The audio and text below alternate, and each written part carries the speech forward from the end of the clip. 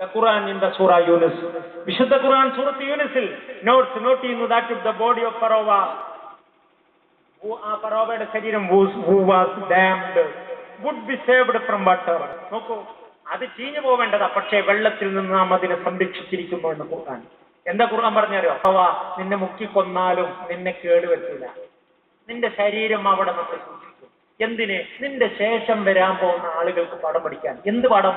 ഈ ഭൗതിക ലോകത്ത് എന്ത് നേട്ടവും പുരോഗതിയും നേട്ടങ്ങളും ഒക്കെ നേടിയാലും പടച്ചോന്റെ വെളിച്ചം കണ്ടില്ലെങ്കിൽ, അവനെ പേടിച്ച് ജീവിച്ചില്ലെങ്കിൽ, അവന്റെ നിയന്ത്രണത്തിൽ ജീവിച്ചില്ലെങ്കിൽ നിന്റെ ഗതി വരും എന്ന് ബോധ്യപ്പെടുത്താൻ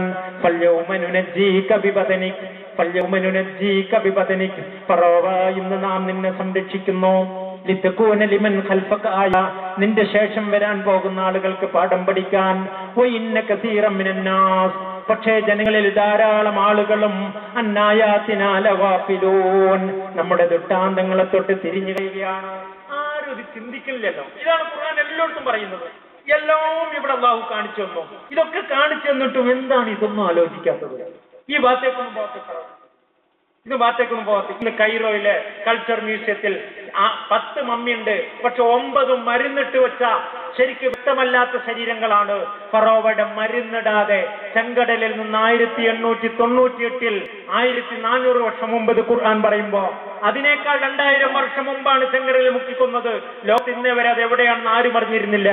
113 കൊല്ലമായിട്ടേ അത് അറിഞ്ഞിട്ടുള്ളൂ. ഖുർആൻ അത് പറയുമ്പോൾ